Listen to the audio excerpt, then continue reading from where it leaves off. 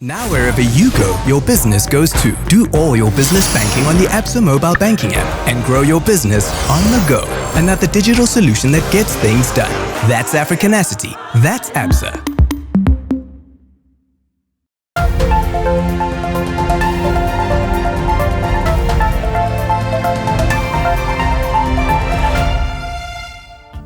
Je vous avais promis de conclure la série sur le leadership aujourd'hui, mais permettez-moi de le reporter pour mercredi, actualité oblige. Depuis l'épidémie de Covid-19, les consommateurs subissent de plein fouet les effets de l'affaiblissement de la roupie, alors que la Banque mondiale vient de rétrograder Maurice de son statut de pays à revenus élevés. Maurice est désormais classé pays à revenus moyens, un an seulement après avoir atteint le statut de pays à revenus élevés. Cependant, le représentant de la Banque de Maurice à Maurice affirme qu'avec une amélioration de l'économie mondiale et avec des réformes structurelles nécessaires, l'économie mauricienne pourrait être rétablie assez rapidement. Alors, pourquoi Maurice a-t-elle été rétrogradée ?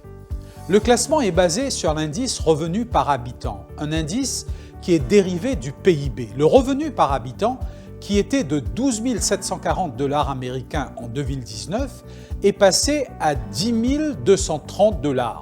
La raison d'abord, une contraction du PIB. Les revenus du pays ayant diminué auraient aussi entraîné une dépréciation de la roupie vis-à-vis du dollar. Le seuil pour déterminer si un pays peut être classifié comme ayant un revenu élevé est revu régulièrement. Cette année, ce seuil a été fixé à 12 695 $.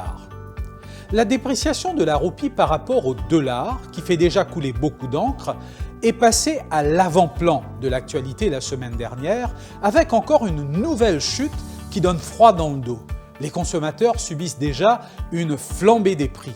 Sur la base des taux de change mondiaux, la valeur de la roupie a chuté d'au moins 5% depuis le début de l'année. La roupie a chuté de 14% depuis la pandémie Covid-19 et l'annonce du premier confinement en mars 2021. Il est curieux de constater que cette baisse du taux de change correspond au pourcentage de la contraction de l'économie, 14% dans les deux cas. Certes, il n'y a pas de lien direct, mais nous verrons que la valeur de la roupie est finalement étroitement liée au PIB.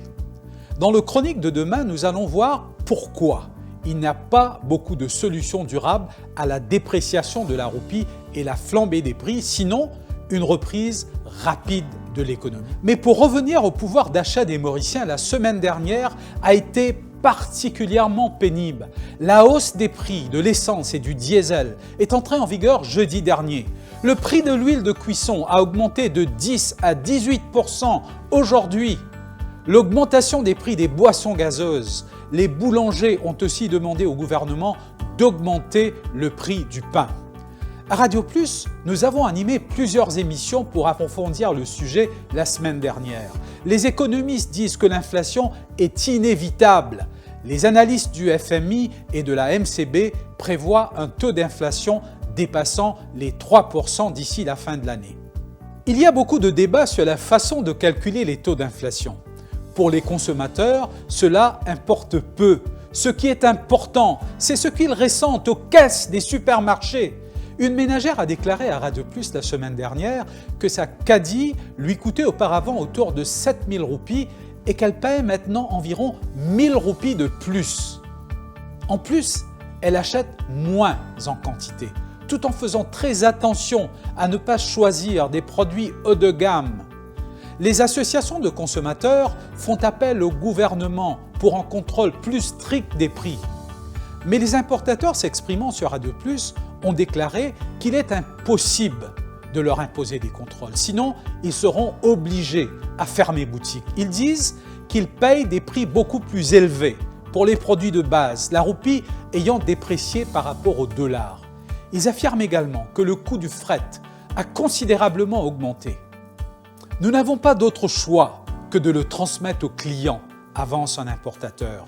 Avec plus de 2/3 de notre consommation achetée de l'étranger et une roupie qui s'affaiblit, nous sommes partis pour des moments difficiles.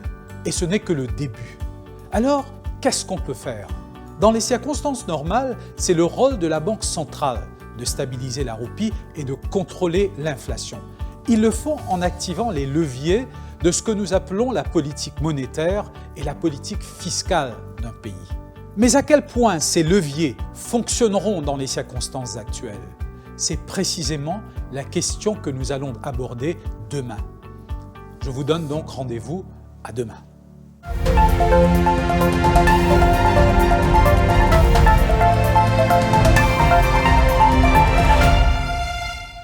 Now wherever you go, your business goes too. Do all your business banking on the Absa mobile banking app and grow your business on the go. And at the digital solution that gets things done.